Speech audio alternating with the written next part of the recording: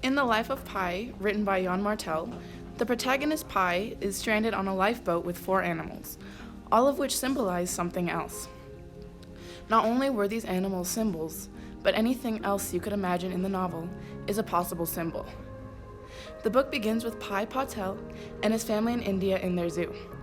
They sell their animals and decide to make the overseas voyage to move to Canada. While on the ship, a storm hits and sinks the ship, killing perhaps every passenger except for Pi, considering Pi was guided to a lifeboat by some crew members before the ship went down. The lifeboat contained 2 animals, a hyena and an injured zebra, and later to join the boat was a tiger, Richard Parker, and an orangutan. On the surface, half of these animals are just threats to Pi's survival, but once looked upon closely represent a multitude of ideas and people, all of which can be completely personalized to the reader. One quote by Foster says, "Seriously, what do you think it stands for? Because that's probably what it does, at least for you."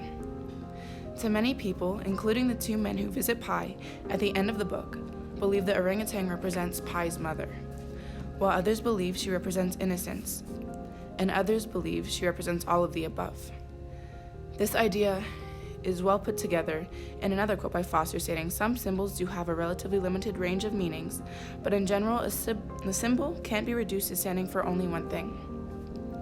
Animal Farm is an excellent example of literature that relates to symbolism found in Life of Pi.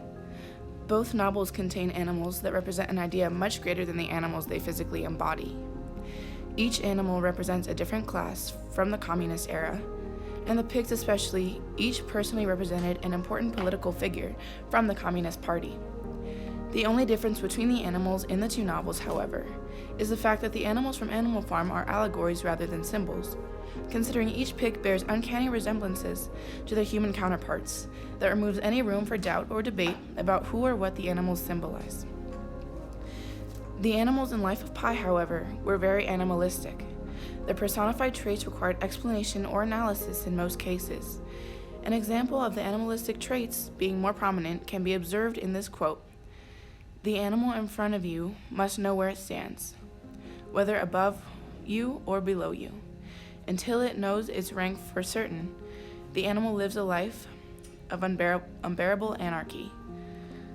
Typically, when more thought is required to realize the symbols and what they represent, then it is not an allegory.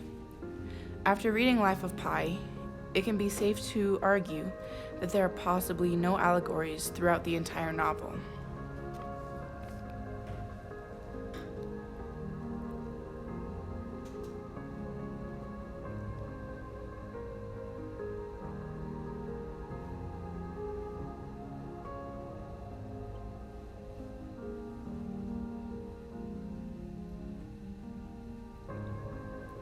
Christ can also be linked to symbolism in everything he does and stands for. The cross he is nailed to is more than just the place he died. It also represents where he died for everyone's sins. The cross can now represent religion as a whole, Christianity, Catholicism, holiness, innocence, sacrifice, and more. When people see a cross of any kind, it can be argued that one of the first thoughts that crosses their mind is Jesus Christ. The cross is an extremely strong and well-known symbol throughout the Western world, and is commonly used to describe ideas and Christ himself. All of the symbols described are completely up for debate. That's what symbols are. Ideas and beings that stand for possibly unlimited other ideas and beings, while allegories stand for only one idea or character. Life of Pi is stuffed with symbols, and it's up to us to determine each symbol.